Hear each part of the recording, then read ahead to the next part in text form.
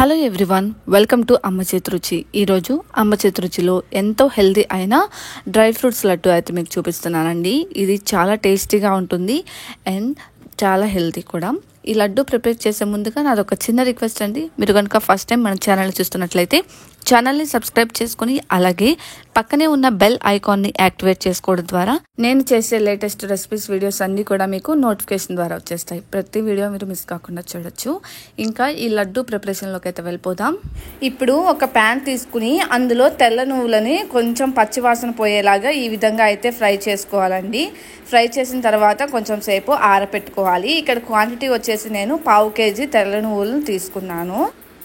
అలాగే పల్లీలను కూడా ఫ్రై చేసుకోవాలండి. ఇలా ఫ్రై చేసుకొని నేను పక్కన పెట్టేసుకున్నాను. ముందుగానే ఫ్రై చేసుకుని ఏవైనా ఫ్రై చేసేటప్పుడు ఆయిల్స్ అనేది ఏమీ యాడ్ చేయని అవసరం లేదండి. జస్ట్ మనం మామూలు మూకుల్లోనే ఫ్రై చేసుకోవాలి. అలాగే ఇవి కూడా మనము స్వీట్కి తగినట్లుగా మీరు ఎంతైతే స్వీట్ తినగలరో దానికి తగినట్టుగా ఖర్జూరాన్ని తీసుకున్నానండి. ఖర్జూరాలో ఇలా విత్తనాలు ఉంటాయి కదా, ఇవి తీసేసుకొని యూజ్ చేసుకోవాలి. అలాగే 1/2 kg వచ్చేసి నేను ఇక్కడ జీడిపప్పు తీసుకుంటున్నాను. మరొక 1/2 kg వచ్చేసి బాదం పప్పు తీసుకున్నానండి. ఇక్కడ నేను పెద్దవాళ్ళకి చేస్తున్నాను కాబట్టి వాళ్ళకి అరిగే డ్రై ఫ్రూట్స్ మాత్రమే తీసుకున్నాను. మీ దగ్గర వేరే రకాల డ్రై ఫ్రూట్స్ ఉన్నా కానీ యాడ్ చేసుకోవచ్చు, టేస్ట్కి తగినట్లుగా యాడ్ చేసుకోవచ్చు అనమాట. సో నాకు దగ్గరలో అవైలబుల్గా ఉన్నవి అలాగే వాళ్ళకి అరిగేవి చూస్ చేసుకుని మాత్రమే ఈ 5 రకాలు తీసుకున్నాను అనమాట. మీ దగ్గర ఎక్కువ ఉంటే కనుక క్వాంటిటీ అనేది తగ్గించి వేసుకోండి. ఇక్కడ నేను అన్నీ కూడా 1/2 kg క్వాంటిటీలో వేశాను. రోజుకి 1 చొప్పున నెలకు సరిపడే లడ్డూలన్నీ కూడా వస్తాయన్నమాట. ఇప్పుడు ఖర్జూర కాకుండా మిగతా ఉన్న పప్పులన్నీ కూడా వేసుకొని ఇలా ఒకసారి మిక్స్ చేసుకోండి.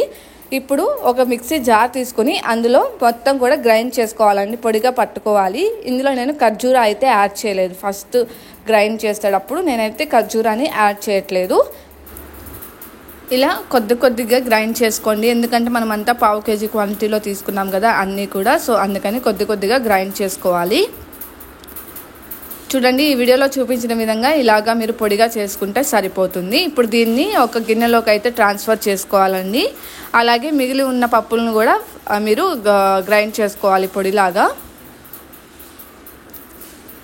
చూసారు కదా, ఈ వీడియోలో చూపించినట్లుగా మొత్తం కూడా నేను ఇలాగా ఈ విధంగా అయితే గ్రైండ్ చేసుకున్నాను. ఇప్పుడు దీంట్లో ఖర్జూరాన్ని యాడ్ చేసుకోండి. ఖర్జూరాన్ని యాడ్ చేసుకుని ఒకసారి కలిసేటట్లుగా పొడి అలాగే ఖర్జూర కలిసేటట్లుగా కూడా కలుపుకోవాలి. ఒకవేళ మీరు దీంట్లో స్వీట్ ఎక్కువగా తినాలి అనుకుంటే ఖర్జూర ప్లేస్లో బెల్లాన్ని కూడా యూజ్ చేసుకోవచ్చు అండి. బెల్లం కూడా హెల్త్కి మంచిదే కదా, కాకపోతే పంచదారని అవాయిడ్ చేయండి. ఇలాగ ఖర్జూరాన్ని మొత్తం కలుపుకొని మీరు గ్రైండ్ చేసుకుంటే కనుక మీకు కొంచెం ఖర్జూర వేయడం వల్ల మనకి ఉండ చుట్టడానికి అనువుగా అయితే వస్తుందండి. వీడియోలో చూస్తున్నారు కదా, ఉండగట్టడానికి మనకి అనువుగా అయితే వస్తుంది.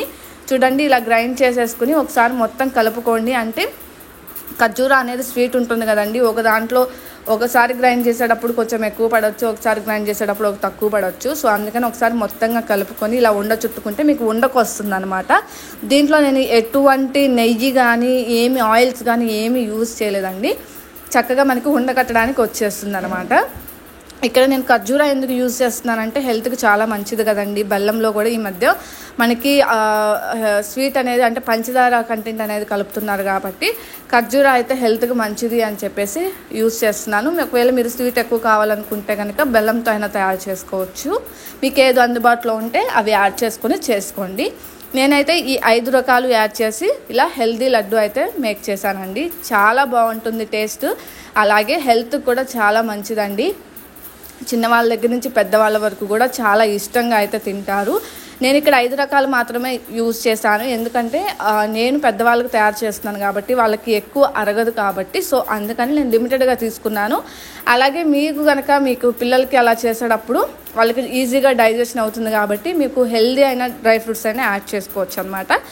ఏవైనా కానీ మీరు క్వాంటిటీకి తగినట్లుగా యాడ్ చేసుకోవాలి. వచ్చేసి 5 రకాలు 1/2 kg క్వాంటిటీలో తీసుకున్నానండి. ఇవి తయారు చేసిన తర్వాత ఎయిర్ టైట్ కంటైనర్లో పెట్టుకొని మీరు ఫ్రిడ్జ్లో స్టోర్ చేసుకుంటే కనుక మీకు నెల రోజుల పాటు అయితే నిల్వ ఉంటాయండి. అందుకని నేను నెల రోజులకు తగ్గట్టుగానే చేశాను. ఎప్పటికప్పుడు ఫ్రెష్గా చేసుకుంటే మనకి టేస్ట్ కూడా చాలా బాగుంటుంది.